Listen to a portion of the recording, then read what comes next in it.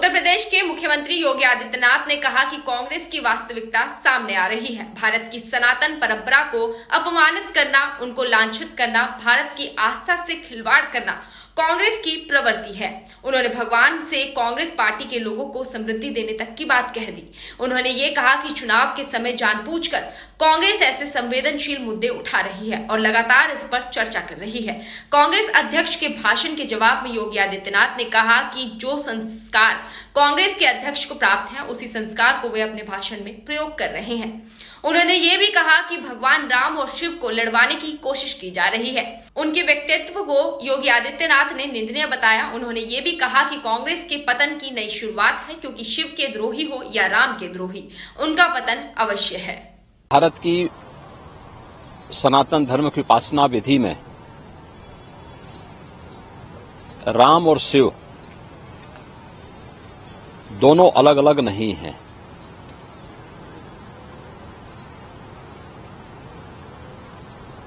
मर्यादा पुरुषोत्तम प्रभु श्री राम ने स्वयं शिव की उपासना की और रामचरितमानस में अगर आप जाएंगे तो इस बात को देखेंगे कि भगवान शिव ने भी राम की उपासना की। दोनों एक दूसरे के पूरक हैं। प्रभु राम कहते हैं, शिव द्रोही मम दास कहावा, सो नर मोहि सपने हो नहीं पावा। यानी अगर कोई भगवान शिव का द्रोही है और वह मेरा दास, मेरा भक्त कहलाने का दंभ पाल रहा है, तो मैं सपने में भी उसे नहीं प्राप्त हो सकता। ऐसे ही भगवान शिव भी कहते हैं। स्वाभाविक रूप से कांग्रेस की वास्तविकता सामने आ रही है। भारत की सनातन परंपरा को अपमानित करना, उसको लांछित करना, भारत की आस्था के साथ खिलवाड़ करना, ये कांग्रेस की प्रवृत्ति है। और कांग्रेस अध्यक्ष के द्वारा यही बात जो उनको कांग्रेसी संस्कार में प्राप्त हुआ है, वही बात वो अपने भाषणों में कर रहे हैं।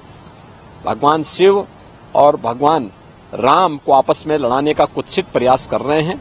उनका यह वक्तव्य अत्यंत ही निंदनीय है। दूसरा, हम इस बात को जरूर ध्यान में रखें, हमारे शास्त्र इस बात के प्रमाण हैं कि शिव का द्रोही हो या राम का द्रोही, उसका पराभव, उसका पतन अवश्य हुआ है। एक कांग्रेस की पतन की एक नई शुरुआत है और कांग्रेस इस प्रकार के स्तरहीन वक्तव्यों को देकर के हिंदू आस्था के साथ तो खिलवाड़ कर ही रही है, लेकिन अपने कृत्यों से कांग्रेस को इतिहास की वस्तु बनाने की ओर भी कांग्रेस का नेतृत्व उसे धकेल रहा है। और मुझे लगता है प्रभु राम और देवादिदेव महादेव शिव इनको सद्बुद्धि दे। कम से कम जब अब कांग्रेस को लोग विसर्जन करने पर तुले ही हैं, तो अब तो सच का रास्ता अपना ले। सर, क्या लगता है, बिल्कुल चुनाव के बीच में कांग्रेस अध्यक्ष अगर इस तरीके का बयान दे रहे हैं, तो क्या उसके पीछे मोटिव लगता है? देखिए, अपनी हार की खिसियाहट को अब भारत की सनातन आस्था के साथ खिलवाड़ करके कर रहे हैं। यद्यपि कांग्रेस का इतिहास इस प्रकार के कृत्यों से भरा पड़ा है, लेकिन इस सब के बावजूद चुनाव के समय इस प्रकार के संवेदनशील मुद्दों को उठा करके कांग्रेस भारत की आस्था के साथ साथ बहुसंख्यक समाज को अपमानित करने का कुत्सित प्रयास कर रही है।